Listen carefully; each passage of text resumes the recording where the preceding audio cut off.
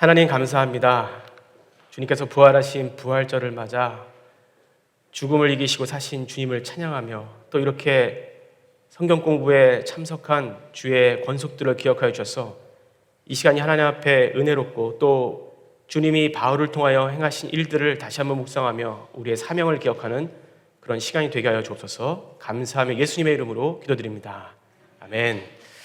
반갑습니다. 오늘 작년 성경 공부 바울 선교를 떠나다 세 번째 시간인데요. 세 번째 시간을 통해서 오늘도 여러분과 함께 지도를 살펴보면서 함께 그 루트를 보고자 합니다.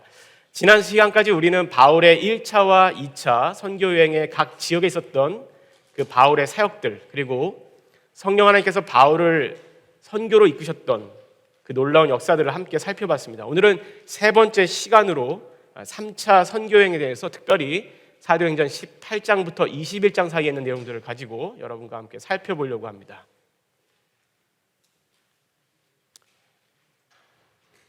이거 잘 안 되는데 내려주십시오.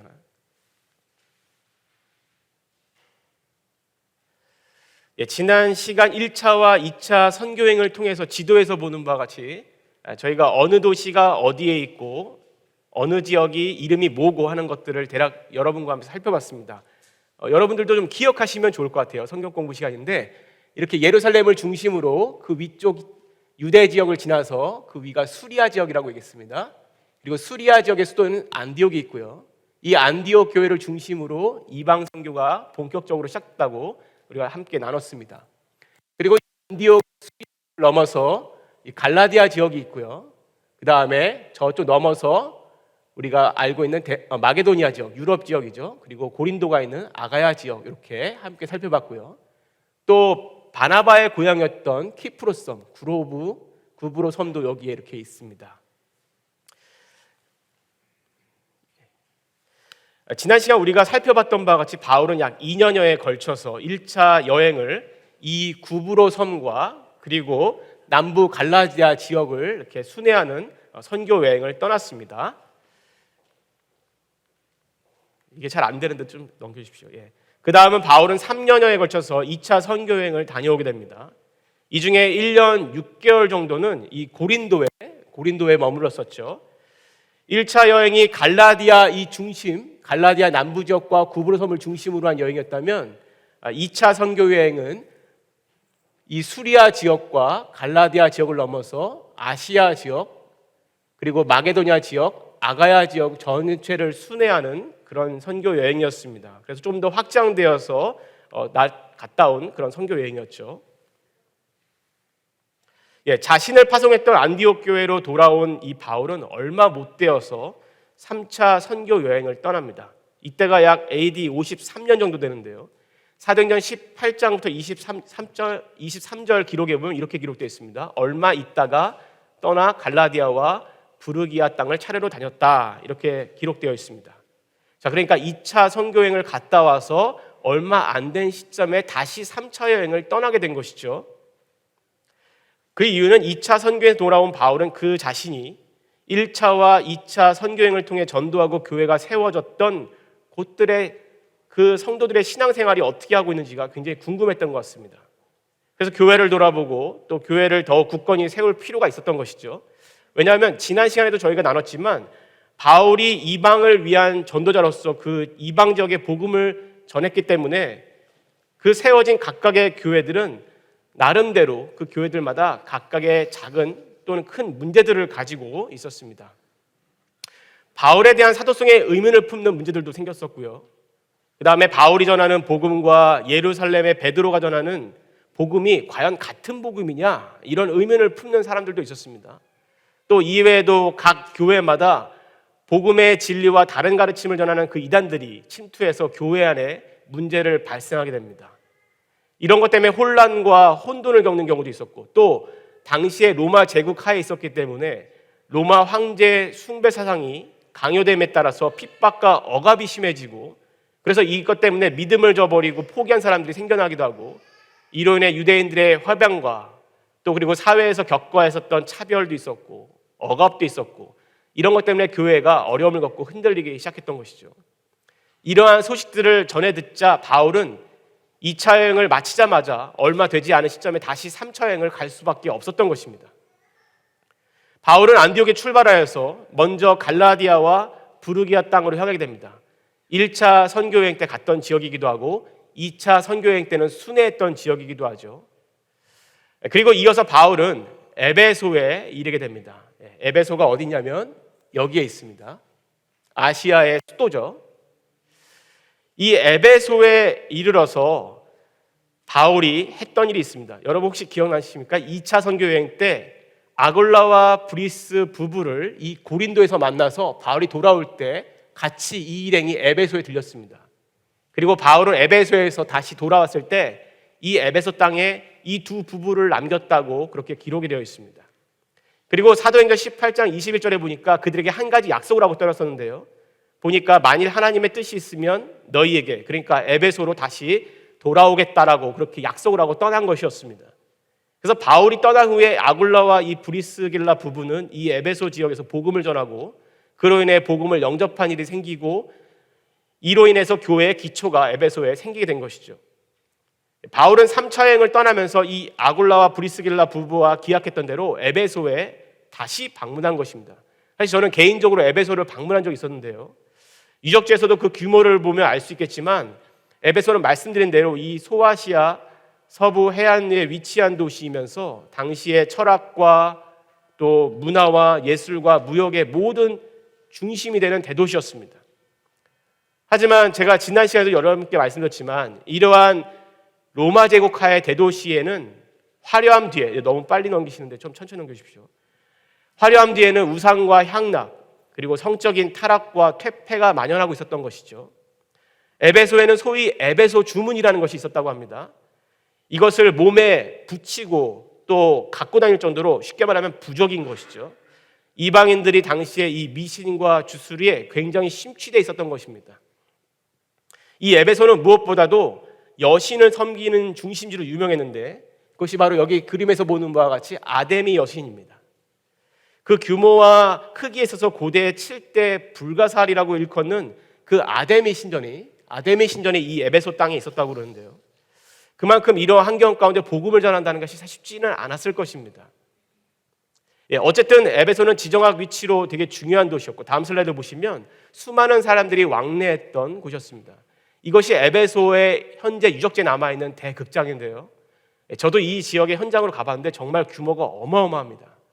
당시에 수용 인구가 약 2만 4천 명을 수용할 정도의 그런 대극장인데 제가 저 꼭대기에 올라가서 이 앞을 바라봤는데 제가 갔을 때는 어떤 한 여성분이 이 앞에서 찬양을 하나 부르고 계셨습니다. 그런데 저 위에 있는 저에게 들릴 정도로 굉장히 공명이 되게 잘 돼서 예전에 이 고대 시대 때, 이 로마 제국 시대 때 이 건축의 양식이라는 것이 그들의 지혜라는 것이 참 대단하구나라는 걸 느꼈는데요.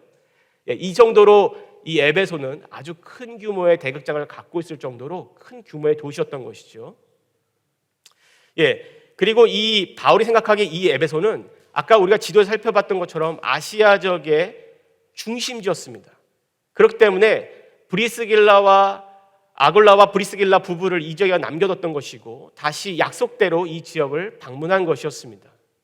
바울은 이 지역에서 약 3년의 기간 동안에 사역을 하게 되는데요. 그만큼 바울이 이곳 에베소 지역을 중요하게 생각하고 그 사역에 신경을 많이 썼다라는 의미겠죠.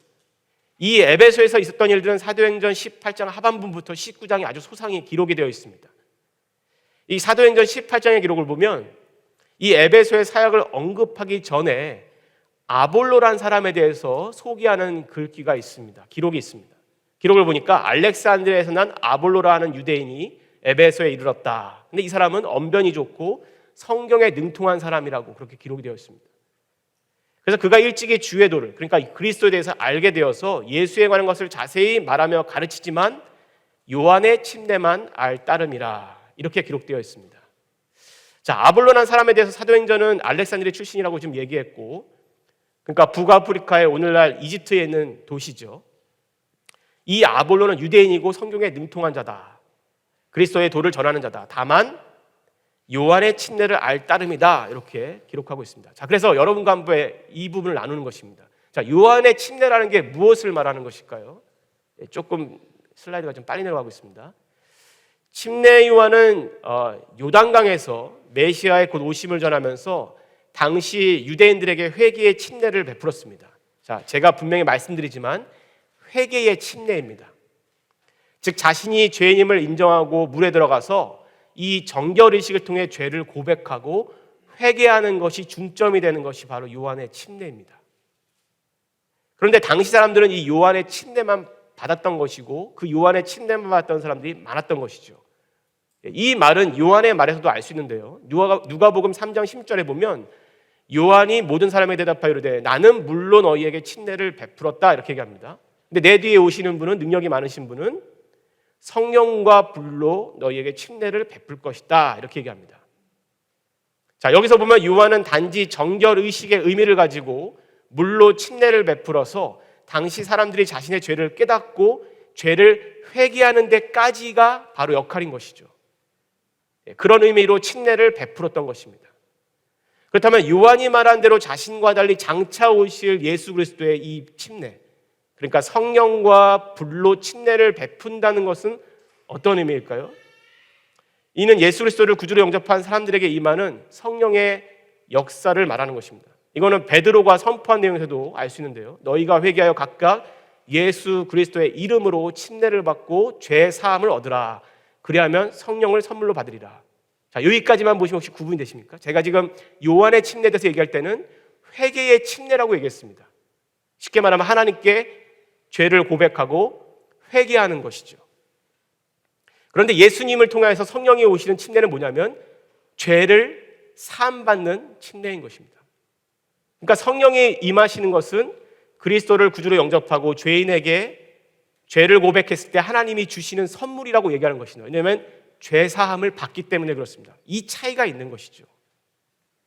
아볼로는 구약 성경에도 굉장히 능통했던 사람이고 예수 그리스도에 대해서도 알고 있었고 하지만 실제로 예수 그리스도를 구주로 영접하여서 믿는 자에게 임하는 성령의 역사는 경험하지 못했던 것이죠. 그래서 한마디로 말하면 그는 성령의 침례에 대해서 알지 못했던 것입니다. 사도행전에 기록한 누가가 바울의 에베소 방문을 기록하면서 이 아볼로에 대해서 먼저 언급한 이유는 당시의 에베소에 아볼로도 그렇고 바울이 언급한 에베소의 어떤 제자들, 사도행전 19장 1절에 보면 지금 어떤 제자들이라고 이렇게 기록이 되어 있는데요. 여기 보면 어떤 제자들이라고 있죠? 이 제자들도 마찬가지로 요한이 베풀었던 침례, 그러니까 자신의 죄를 고백하고 회개한 침례는 많이 받았지만 정작 요한이 얘기한 대로 예수 그리스도를 구주로 영접한 이후에 부활하신 주님을 통한 성령의 역사는 경험하지 못하고 있었던 것이죠. 그래서 이 부분을 언급하고자 누가가 사도행전에 이 부분을 기록한 것입니다. 실제로 바울 자신도 그렇고 1차, 2차 선교여행 때도 그렇고 성령께서는 여전히 예루살렘과 사마리아와 유대 지역을 넘어서 각 이방 지역에 역사하셔서 바울이 어디로 가야 할지도 지난 시간에 우리가 다뤘던 것처럼 직접적으로 인도하시고 이방인 지역에 갔을 때에 그 지역의 수많은 이방인들이 성령의 체험을 통하여 돌아오는 역사가 일어나고 있음에도 불구하고 아직도 요한의 침례만 알 뿐이지 성령의 침례를 모르는 사람들이 당시에 많았다는 것이죠. 그래서 바울도 이를 안타깝게 여기고 물어봅니다. 사도행전 19장 1절에 3절을 계속 보면 아볼로가 고린도에 있을 때에 바울이 윗지방을 다녀 에베소에 와서, 자, 이 부분이 어떤 내용인지 알겠죠? 갈라디아 지역을 갔다 왔다가 온 적입니다. 앞에 슬라이드 다시 보여주십시오. 어떤 제자들을 만나서 이르되 너희가 믿을 때에 성령 받았느냐? 이러고 물어봅니다. 자, 그러니까 당연히 이들은 성령의 계심이 무엇인지 듣지도 못한 상황인 것이죠. 이게 에베소에 당시에 있던 초대교인들의 상황이었던 것입니다. 바울이 이르되 그러면 너희가 무슨 침례를 받았냐 물어보니까 이들이 알고 있는 침례, 받았던 침례는 뭡니까? 회개함을 하는 요한의 침례만 알고 있는 것이죠. 그것만 받았던 사람들이 있는 것입니다. 그래서 바울은 이들에게 구약 성경에 예언되었던 이가 그리스도 예수시고 십자가에 죽으시고 부활하신 성령의 오심이라는 것까지 전부 그 복음에 대해서 쭉 설명을 했던 것입니다. 그리고 나서 예수 그리스도의 이름으로 침례를 베풀었다. 여기서 말하는 것은 죄사함을 용서받는 성령의 역사가 그들 가운데 있기 시작한 것입니다. 자, 이러한 일들이 에베소에 일어나니까 어떤 일이 일어나겠습니까? 당연히 에베소가 부흥하기 시작한 것이죠. 그 즉시 성령이 임해서 그들이 방언도 하고 예언도 하게 되었다고 기록하고 있습니다. 이러한 성령의 역사가 있었기 때문에 에베소 같이 대도시면서 사람들의 왕래가 많지만 이면에 타락과 부패와 또 성적인 음란이 있던 이 도시에 강하게 성령의 역사가 일어나기 시작한 것이죠. 심지어 어떤 일이 있다고 기록하면 사도행전에 보면 바울이 가지고 있던 손수건을 병자에게 얹기만 하면 낫는 기적이 일어나기도 하고 예수 그리스도의 이름으로 명하여서 귀신 들린 자를 쫓아내면 그 귀신이 나가는 일들까지 벌어지기 시작하는 것이죠. 이러한 일들이 에베소에서 일어나기 시작한 것입니다. 우리가 이런 사도행전의 기록을 보면 역시 예수를 믿는 것은 머릿속에 있는 지식으로만 믿는 것이 아니라는 것을 보게 됩니다.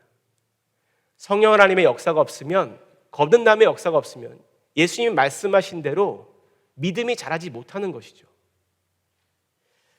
자, 이러한 일들로 인해서 성령의 역사가 강하게 이 에베소에서 일어나다 보니까 어떤 일이 일어나냐면 그들 중에 무당이나 점을 보던 사람들까지도 자신들이 가지고 있던 주술책과 점 보던 주술책, 부적들, 아까 제가 말씀드렸지만 에베소에 어떤 일이 있었습니까? 에베소 부적이라는 것들까지 사람들이 갖고 다닌다는 정도였다고 했습니다.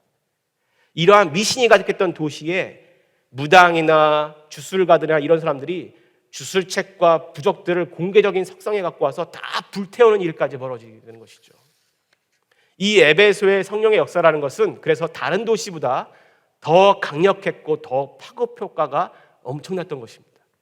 이 성령의 역사의 도우심 아래 바울은 그의 동역자인 아굴라와 브리스길라 부부와 그를 돕던 형제들과 함께 에베소 교회를 개척하고 더 견고하게 세워가고 있었던 것이죠. 이 교회는 후에 어떤 교회로 나타납니까? 요한계시록에도 등장합니다. 그런데 여러분 아시다시피 요한계시록에 나타난 7교회를 향한 예수님의 책망 가운데 이 에베소 교회를 했던 책망이 뭔지 아십니까, 여러분? 이렇게 뜨거웠던 강력한 성령 역사를 경험했던 그 성도들이 그 첫사랑과 구원의 역사를 다 잃어버린 것입니다. 그리고 형식적으로 바뀌어버리고 교회가 무늬만 남아있는 교회로 변질된 것이죠. 그래서 예수님께서 이 에베소 교회를 향해서 첫사랑을 회복하라고 말씀하시면서 그 구원의 감격을 잃어버린 에베소 교회를 향하여서 책망하셨던 것입니다. 다음 슬라이드 보시면 바울은 이 에베소에 3년을 못되게 머물렀습니다. 에베소가 그만큼 지리적으로 중요한 위치이고 이곳에 강력한 성령의 역사가 필요했기 때문에 그렇죠. 처음에는 바울이 항상 그랬듯이 유대인 회당을 찾아가서 말씀을 전하면서 복음을 전하게 됩니다.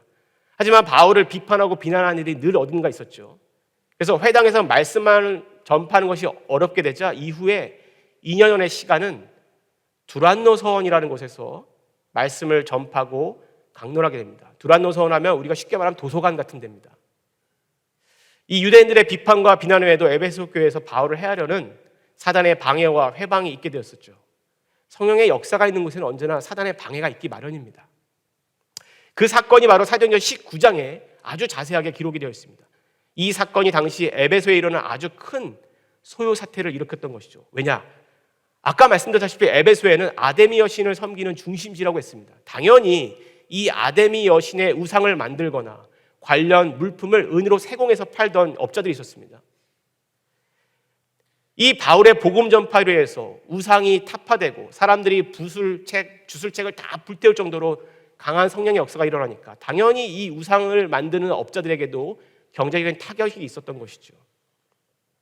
그래서 데메드리오라는 사람을 중심으로 이 소요 사태가 일어나게 된 것입니다. 쉽게 말하면 못 살겠다 이거죠.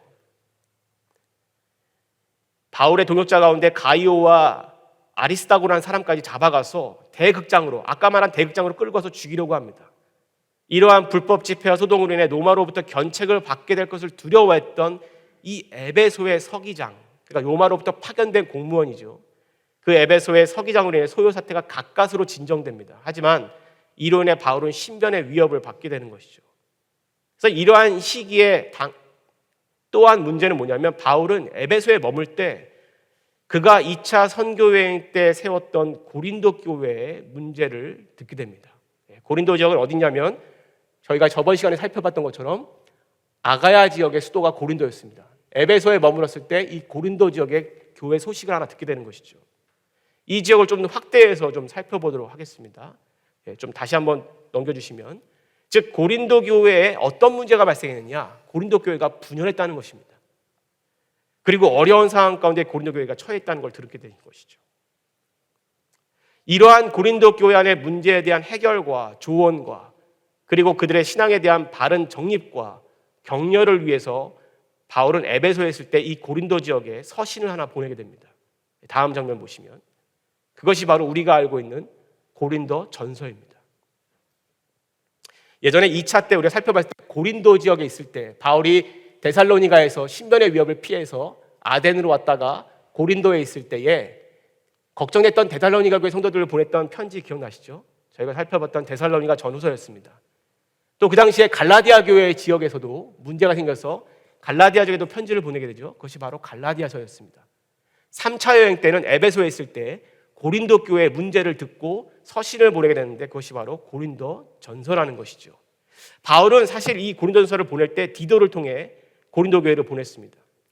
디도라는 사람은 디모데와 마찬가지로 바울을 신실하게 따르며 도왔던 동역자이죠. 제자이기도 합니다.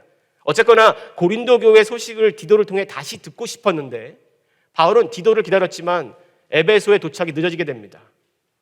그리고 방금 말씀드렸다시피 에베소에서 큰 소요 사태로 인해서 바울의 신변을 위협까지 받는 상황이 됐죠. 그래서 어쩔 수 없이 디도를 못 기다리고 에베소를 떠나야 하는 상황이 된 것입니다. 다음 슬라이드요. 그래서 바울은 처음 계획대로 에베소에서 마게도냐와 아가야 지방으로 떠나게 됩니다. 여러분처럼 지난번에 2차 여행 때 살펴봤듯이 이 마게도냐와 아가야 지방은 바울이 처음 방문했던 지역이 아니었습니다. 이 마게도냐 부뿐만 아니라 아가야 지역은 2차 여행 때 우리가 이미 살펴봤던 지역이었죠. 마게도냐의 수도는 어디였습니까? 다음 슬라이드 보시면 데살로니가였습니다. 또 아가야의 수도는 어디였습니까? 바로 고린도였습니다. 아덴도 물론 들렸죠. 이러한 상황 가운데 교회 안에 생긴 문제들, 즉 이 지역에 생긴 교회의 문제들도 역시 듣게 됩니다. 그래서 그들의 신앙에 대한 바른 정리뿐만 아니라 또 도움을 주고자 이 지역을 떠나는 것이죠. 마게도냐의 수도였던 데살로니가, 아가야의 대도시였던 아덴과 수도였던 고린도 지역. 그래서 바울은 에베소를 떠나 이 지역을 가기 위해 드로아에 이르게 됩니다. 드로아라는 지역은 여기에 있는데요. 아직 유럽으로 넘어가기 직전에 있는 아시아의 끝에 있는 항구 도시입니다. 드로아는 2차 선교 여행 때 성령께서 환상을 보여주셔서 바울이 원래 아시아 지역으로 가려고 했다가 성령이 막으셔서 비두니아 지역으로 가려고 했는데 그것도 성령께서 막으시죠. 그리고 정확하게 드로아에 있을 때 하나님께서 마게도냐인의 환상을 보여주시면서 와서 우리를 도우라 이런 메시지를 주셨습니다. 그곳이었죠. 바울은 이곳에서 고린도로 보냈던 디도를 통해 고린도 교회 소식이 어떻게 된지를 또 듣고 싶었습니다. 하지만 결국 여기서도 디도를 만나지 못하게 되죠. 결국 디도를 만나지 못했던 바울은 드로아를 넘어서 2차 선교행을 갔던 이 마게도냐 지역으로 넘어가게 됩니다. 다음 슬라이드 보십시오. 하지만 이 마게도냐의 재방문은 바울에게는 고난의 연속이었습니다. 왜냐하면 바울이 2차 선교행을 이 지역을 갔을 때에 바울을 음해하려는 극단주의 유대주의자들 때문에 데살로니가에서 급하게 베레아 지역으로 피했다가 또 동역자들에 의해서 아덴으로 피신했다가 고린도까지 피신했던 일들을 여러분 기억하실 겁니다. 한편 에베소에서 그리고 드로아에서도 만나지 못했던 디도를 마게도냐 지역에서 다시 바울이 만나게 됩니다. 그래서 어려움에 처해 있다라는 그 고린도 교회를 생각하면서 그들 안에 있는 문제와 해결의 조언과 그 격려를 위해 고린도 전서를 보냈다고 그랬었죠. 고린도 전서를 보내라고 하더니 그 뒤에 어떻게 됐느냐 이것을 물어보게 된 것입니다. 디도에게. 그랬더니 그 뒤로 고린도 교회의 내부의 분열과 갈등이 어느 정도 봉합이 되고 어느 정도 문제가 해결됐다는 소식을 듣게 된 것입니다. 다음 슬라이드 보십시오. 그런데 이 고린도 교회에 들려온 소식이 바울의 서신을 받고 교회의 많은 문제들은 해결됐지만 디도에게 들은 또 다른 소식은 뭐였냐면 또 다른 문제가 발생했다는 것을 듣게 된 것입니다. 여전히 고린도 교회에 문제가 있었는데 그것이 뭐냐면 거짓된 가르침을 가리키는 이단들이 등장하기 시작한 것입니다.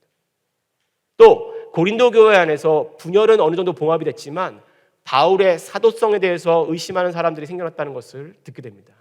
자, 그러니까 바울은 예수님의 직접적인 12제자가 아닙니다. 그런데 12제자는 사도라고 불리는데 왜 바울이 사도가 맞느냐라는 것을 의문을 제기한 사람들이 생긴 것이죠.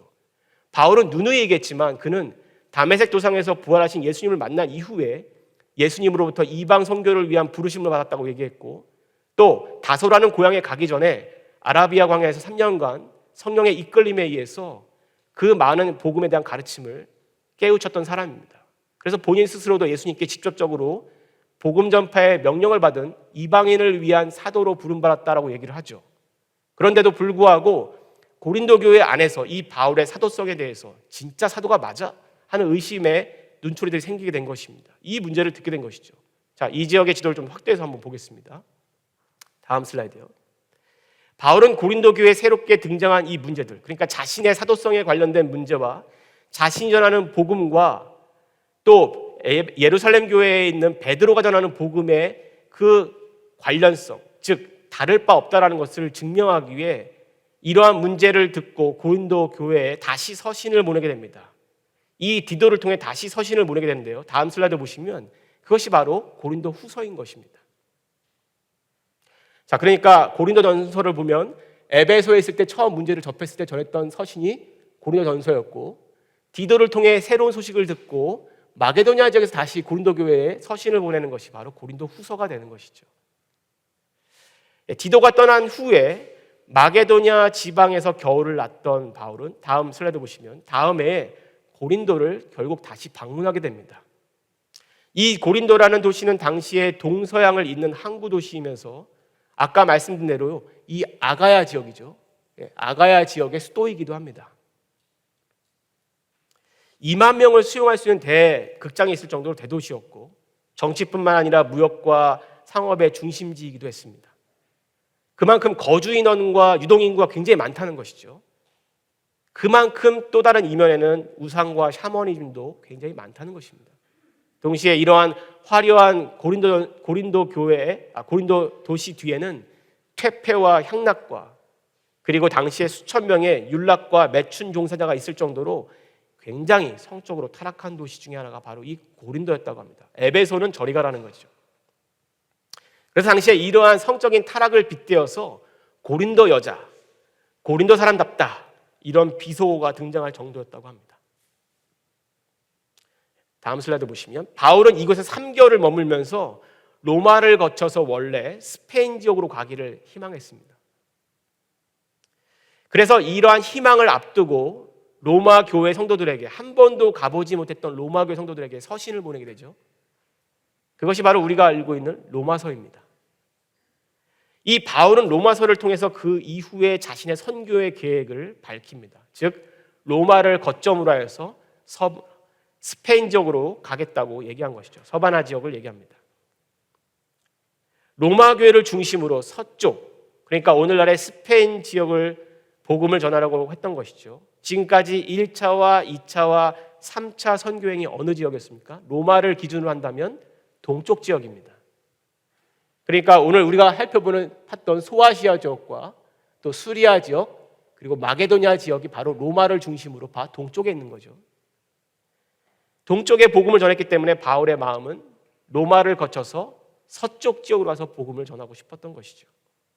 그래서 고린도에서 3개월을 지낸 뒤에 바울은 고린도 밑에 있는 다음 슬라이드요. 갱그리아를 통해서 배편으로 원래 유대 지역으로 다시 돌아오려고 하는 원래 계획을 갖고 있었습니다. 하지만 바울의 정적들이 바울의 생명을 노리고 있다는 것을 알게 됩니다. 그 전 슬라이드입니다. 그래서 루트를 수정해서 원래 계획대로 돌아오는 계획을 수정하고 다시 육로로 거꾸로 돌아와서 유대 지역을 돌아올 계획을 하기로 합니다. 그래서 바울은 바닷길이 아니라 고린도에서 베레아 지역 그리고 다시 데살로니가 그리고 빌립보를 거쳐서 그가 거쳤던 지역으로 다시 거꾸로 돌아가게 됩니다. 바울이 빌립보를 떠나 다시 아시아 지역에는 드로아로 왔을 때요. 다음 슬라이드 보십시오. 다음 슬라이드. 바울의 일행과 합류한 사람들에 대한 기록이 사도행전 20장 4절에 기록되어 있는데요. 다음 슬라이드 보시면 이렇게 기록되어 있습니다. 아시아까지 함께 가는 자는 베레아 사람 브로의 아들 소바더, 데살로니가 사람 아리스다고, 세군도와 더베 사람 가이오와 및 디모데와 아시아 사람 두기고와 드로비모라. 자, 이 지역들이 나오는데 아마 지역들이 이제 어디쯤 있는지 대충 눈찜작으로 아실 겁니다. 이들을 보면 마게도냐 사람이 3명이고요. 아시아 사람이 4명, 총 7명인 것을 우리가 알 수 있습니다. 이들은 바울과 드로아에서 만나기로 하고 그곳에 도착해서 바울을 기다리고 있었습니다. 아마도 이들의 합류는 당시에 예루살렘 교회의 기근을 위한 이방 교회 연보죠. 그러니까 지원 헌금을 거뒀던 일도와 관련이 있는 것으로 생각됩니다. 왜냐하면 다음 슬라이드 보시면 바울이 3차 선교행을 하는 동안에 당시 예루살렘에 큰 기근이 발생합니다. 이로 인해 예루살렘 교회 성도들이 어려움을 겪고 있다는 소식을 바울도 듣게 되죠. 바울은 이때 한 일이 무엇이냐면 이방 교회 성도들에게 물질로 이들을 도울 것을 요청하게 됩니다. 이에 따라 각 지방에 있던 이방 교회 성도들이 헌금, 즉 연보를 모아서 인편으로 바울을 통해 예루살렘 교회로 전달하려고 했던 것이죠.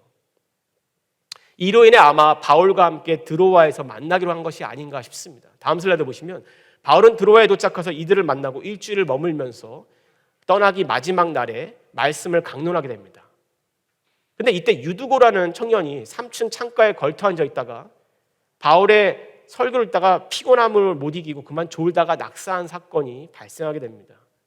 그러니까 말씀을 들으려고 왔던 한 청년이 사망한 사건으로 인해서 어찌 보면 복음 전파에 걸림돌이 될 수 있던 상황이었던 것이죠. 그런데 성령께서 기록을 보니까, 사도행전의 기록을 보니까 바울을 통하여서 이 낙사한 청년을 다시 살리는 기적을 베풀어 주시죠. 이 일을 통해 온갖 핍박과 어려움 가운데서도 예수를 믿던 이들이 성령께서 어떻게 역사하시는지를 직접 눈으로 보고 체험한 것입니다. 그러니까 신앙이 어떻게 되겠습니까? 더 담대해지는 것이죠. 핍박이 있고 어려움이 있고 모진 고통이 있고 경제적인 압박이 있었지만 이 사건을 통해 오히려 성령이 진짜 역사하는 것을 눈으로 본 것입니다. 그러니까 믿음이 더 확고해지는 거죠. 이러한 성령의 역사가 당시 드로아의 믿는 자들에게 큰 위로와 힘이 됐던 것입니다. 마치 에베소에서 있었던 성령의 역사와 같은 것이죠. 그러니까 이러한 사도행전의 기록을 보다 보면 항상 어디서든지 사단의 방해와 회방이 있지만 성령께서는 모든 일들을 다시 바로잡으시고 그 일을 통해 오히려 복음의 확장과 믿는 자들의 신앙을 더 담대하고 견고하게 하시는 그 일들을 사도행전 기록을 통해 우리가 볼 수 있는 것입니다. 그것을 증거로 우리가 보고 있는 것이죠. 바울의 복음 전파 사역에는 바울 혼자만의 사역이 아니라 늘 언제나 성령께서 이처럼 바울과 함께하고 계셨던 것입니다.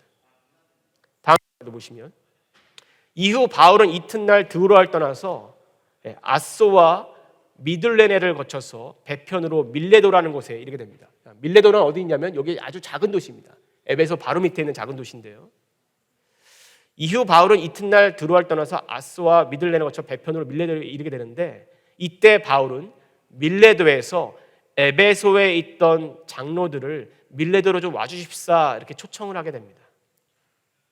바울의 요청을 받은 에베소의 장로들은 밀레도까지 바울을 만나기 위해 기꺼이 오게 됩니다. 자, 이제 바울은 이 밀레도에서 배를 타고 예루살렘으로 가게 되어 있는 것이죠. 그런데 그곳에서, 즉 예루살렘에서 어떠한 일을 당할지 몰라서 이들에게 마지막 될지도 모르는 만남을 에베소 장로들에게 언급합니다. 그리고 간곡히 목회적으로 부탁을 하게 되죠. 당연히 에베소에 가면 신변에 위협이 있던 상황을 알고 있던 에베소 장로들은 또 주위에 있던 바울의 동역자들은 바울을 만류하게 됩니다. 즉 예루살렘으로 가지 말 것을 권면하는 것이죠. 그런데 바울은 성령께서 그를 예루살렘으로 이끌고 계신다는 것을 확신하고 있었기 때문에 예루살렘으로 가야 한다고 얘기합니다. 다음 슬라이드 보여주십시오. 그러나 예루살렘에 분명히 환란이 기다리고 있습니다. 왜냐하면 바울이 마지막이 될지도 모른다라고 언급했던 이유는 바울이 성령으로부터 예루살렘으로 가게 되면 결박과 환란이 있을 것이라고 이미 말씀해 주셨기 때문에 그렇습니다. 사도행전 20장 21절과 23절의 기록을 보면 보라 이제 나는 성령에 매여 예루살렘으로 가는데 무슨 일을 당할지 알지 못하지만 성령께서 뭐라고 얘기하셨냐면 결박과 환란이 나를 기다리고 있을 것이다 라고 말했다고 그렇게 기록하고 있습니다. 다음 슬라이드.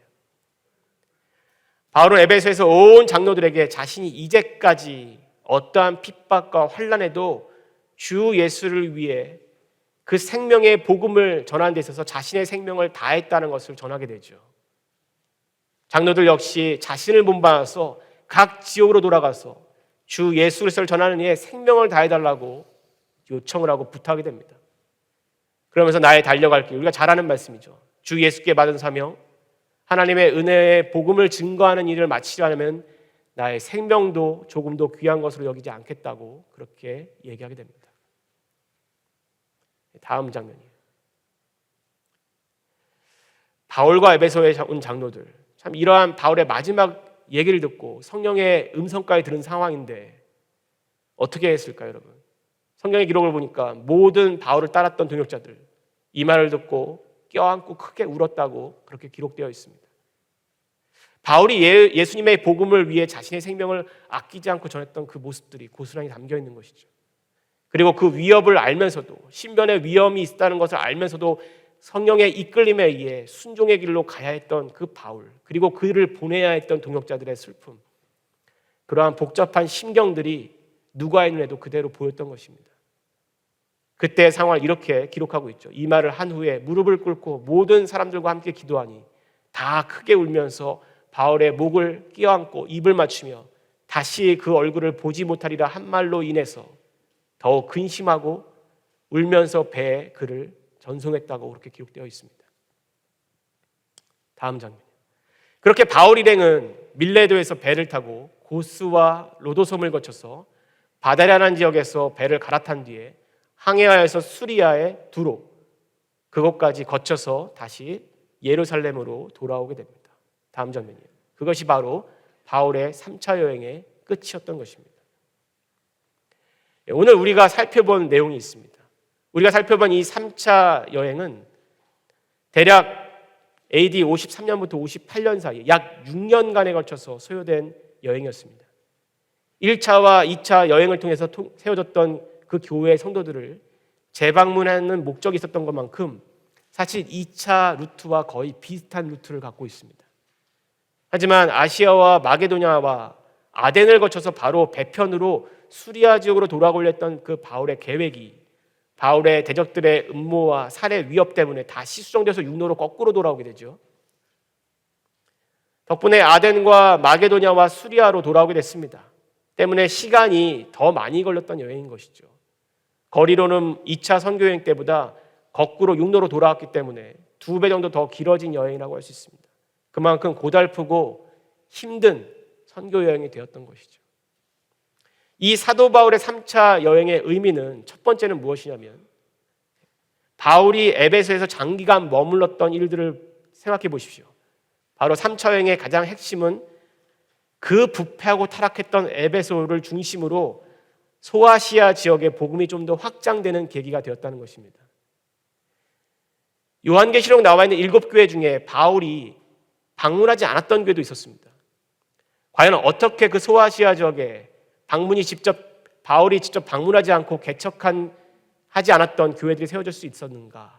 생각해 보면 많은 학자들은 에베소에 있었던 강력한 성령의 역사와 바울의 3년여의 기간 동안에 있었던 강론을 통하여 복음을 들었던 수많은 이들이 소아시아적으로 퍼져서 각 지역의 교회를 개척했다고 보고 있습니다.